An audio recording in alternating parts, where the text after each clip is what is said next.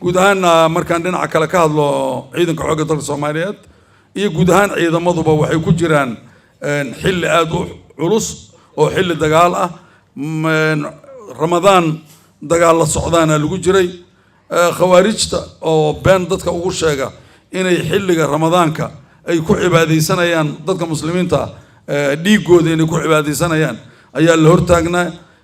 hadda iyagoo day rabaan maba Soomaane waxaan anagu dib u dhiganay howlgalladeeni muddadii Ramadaanka haddii alla idmana goor dhow insha Allah waxaan heli doonaa inaan nimanka khawaarijta aan dagaal mataqaana muuqda aan la galno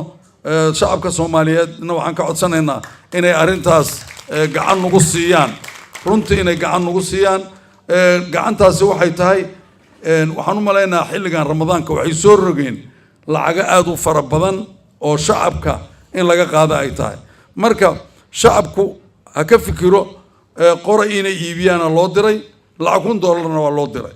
marka ninka qoray inuu iibiyo $1 loo diray inuu qoray inta gato ama laba qora gato oo la dagaalamo taas uga khayr badan ugana nabadgelyo badan waayo cadawga adiga daadan iska xil gurada u laalaadiso maalin walba dusha ka saarnaana marka waxaan leenahay shacbiga Soomaaliyeed ee jooga goobaha dagaalka waxaan rabnaa inay intay dhiman lahaayeen waaba dhimanayaan iyagoo madaxa laalaadinaya inay iyagoo sharaf leh dhintaan cadawgaasina hadda waad arkaysaan inta uu ku dambeeyo ma badna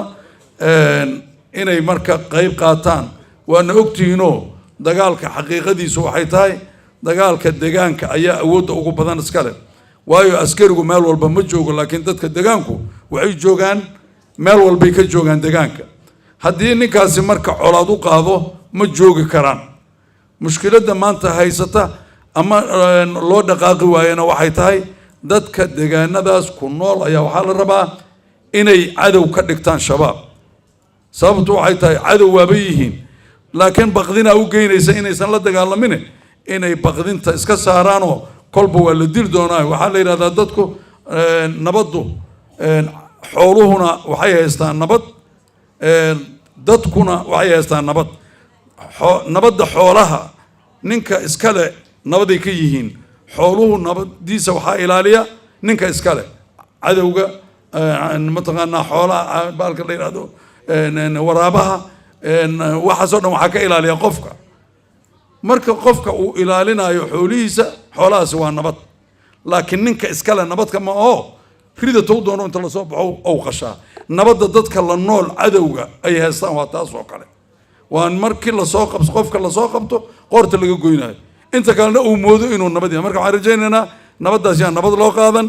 waxaan mar kale u hambaliyaynayaa sanad guurada koowaad taliyaha ciidanka asluubta mahad celin ballaaran kooxda Bambeyda iyo kooxda fanaaniinta onkood ayaan si gaar ah ugu mahad celinayaa caawa halkan sida sharafta badan noo xasuusiyay adduunyo waqtigeeda aan dhaafnay. Salaamu calaykum warahmatullahi wabarakaatuh.